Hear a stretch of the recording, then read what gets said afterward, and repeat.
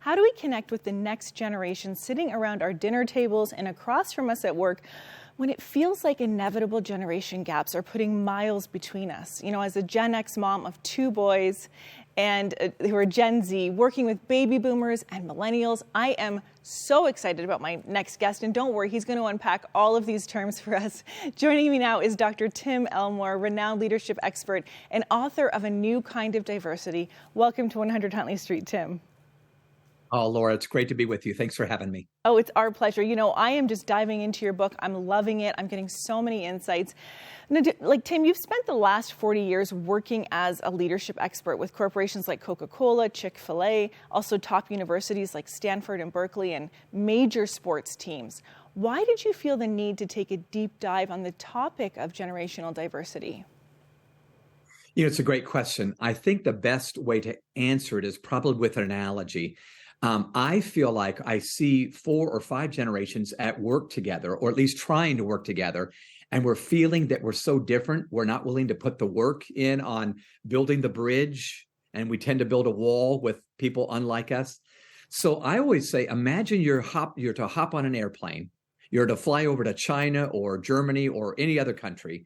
When you get off that plane, you're already psyched up to work harder at connecting with people in that new country because they have different language, they have different customs, they have different values. Bingo. I think when I talk to a Gen Z team member and I'm a baby boomer, I'm going to have to do the work of connecting with a cross-cultural interaction. Now, I don't say that in a silly way. I just mean I'm willing to do the work in China or Germany. Why am I not willing to do the work right here with someone that may come from a different world that has different customs, values, and language? And that's, the book is really designed to be an encyclopedia to help people really interpret who are these different people around me today. That's so good. And, you know, you've structured the book that way so it's an easy resource. You know, I think about as followers of Jesus, you know, we do have this responsibility to learn how to relate to others. Paul says, be all things to all people. And, you know, in the book, you spent years collecting data on these generations, but you share about 7 generations that could be interfacing today, you know, maybe at church or at home. About 5 of them are interfacing definitely in the workforce. But can you tell our viewers a bit about each generation and what shaped them and their main character traits? Yes, I'll try to be brief. This is so exciting to me. I hope your listeners enjoy this like I do. So the oldest generation really that would be still living might be in their 90s now. They would be the senior generation, okay? My Uncle Gene fought in World War II. He turns 99 this year. So he would be he's out of work for sure. He is still driving a motorhome in San Diego, California, which scares me, but that's Uncle Gene, the senior generation. Tom Brokaw called them the greatest generation, a great sense of civil duty and patriotism, etc. And then there's the builder generation. They would be born between 1929 and 1945. They were called builders because they built so much out of so little.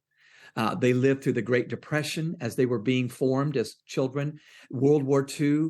So my mom and dad are both builder generation people. They have a great sense of frugality. They're very frugal. They're very conservative. They're very grateful. My dad told me clear into the 21st century, Tim, be grateful you got a job.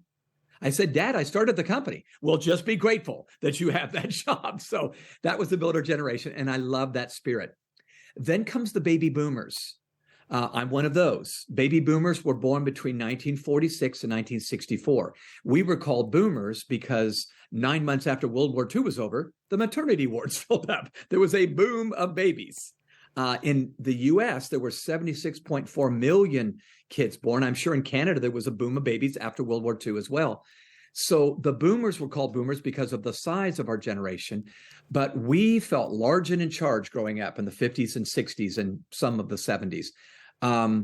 Felt very much empowered. It was a time of expansion, not depression, like mom and dad's world was. So we felt very, very confident. Then come the Gen Xers. That would be you, right? Yes. So Gen Xers would be 65 to maybe 82. Some social scientists date them slightly later, slightly earlier. But Generation X was the title that stuck with your generation, Laura. But the first title that you were given as social scientists was Baby Busters. And the reason you were called Baby Busters at first is because the first year of your generation's existence was the public introduction of the birth control pill. So instead of a boom, it was a bust.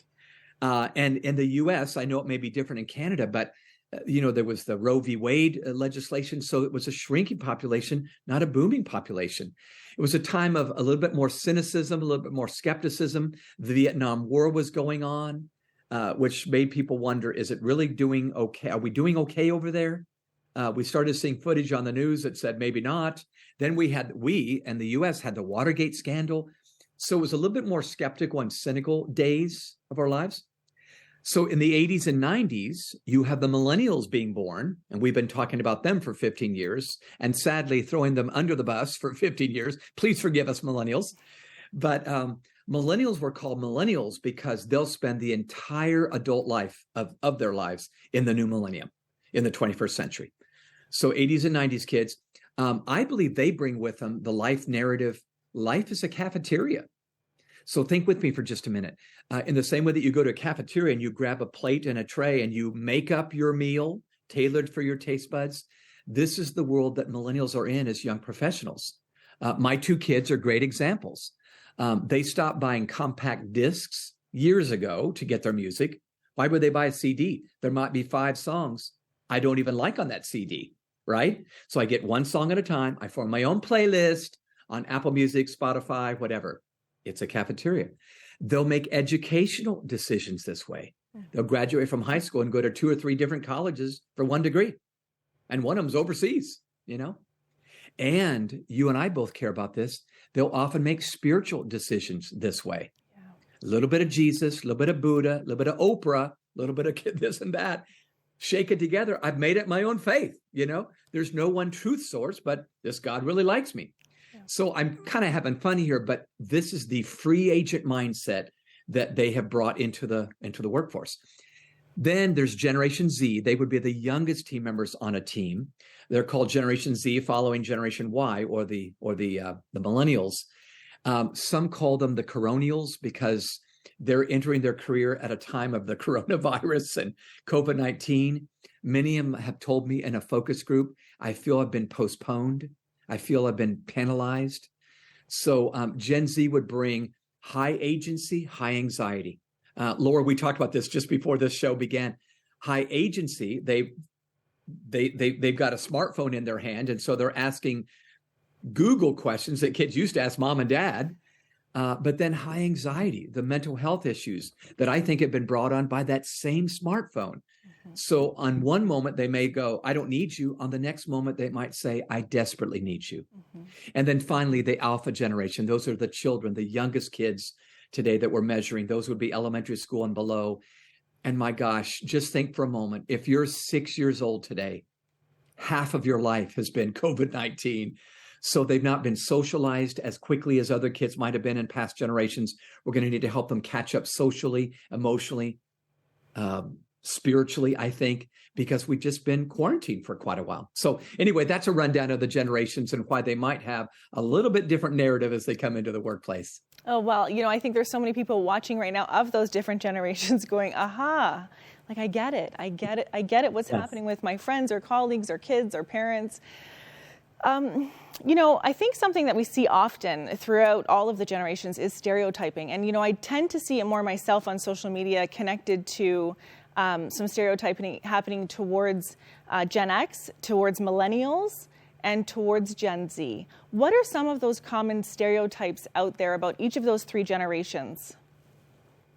Yeah, that's the biggest danger in doing this is we tend to, we're lumping them together. They all think like this.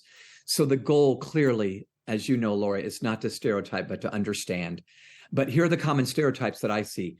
So we stereotype Gen Xers as they're all skeptical, they're all cynical, they always see the contrarian negative point of view. And of course, that's not true. But, you grew up in a little bit more cynical time.